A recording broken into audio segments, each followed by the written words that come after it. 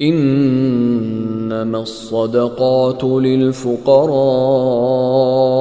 والمساكين والعاملين عليها والمؤلفة قلوبهم وفي الرقاب والغارمين وفي سبيل الله وابن السبيل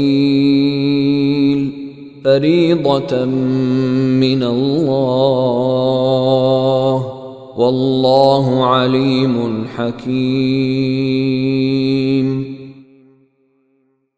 صدقات تو دراصل حق ہے فقیروں کا، مسکینوں کا اور ان اہلکاروں کا جو صدقات کی وصولی پر مقرر ہوتے ہیں، اور ان کا جن کی دلداری مقصود ہے، نیز انہیں غلاموں کو آزاد کرنے میں اور قرض داروں کے قرضے ادا کرنے میں اور اللہ کے راستے میں اور مسافروں کی مدد میں خرچ کیا جائے۔ یہ ایک فریضہ ہے اللہ کی طرف سے، اور اللہ علم کا بھی مالک ہے، حکمت کا بھی مالک۔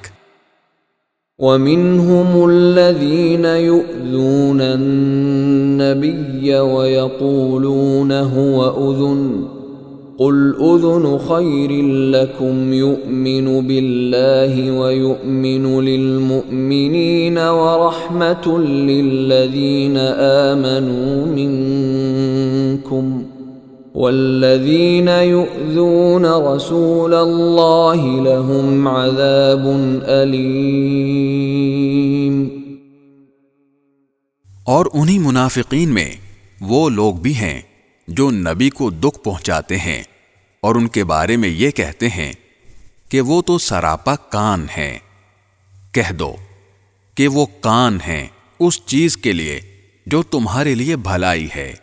وہ اللہ پر ایمان رکھتے ہیں اور مومنوں کی بات کا یقین کرتے ہیں، اور تم میں سے جو ظاہری طور پر ایمان لے آئے ہیں ان کے لیے وہ رحمت کا معاملہ کرنے والے ہیں، اور جو لوگ اللہ کے رسول کو دکھ پہنچاتے ہیں ان کے لیے دکھ دینے والا عذاب تیار ہے۔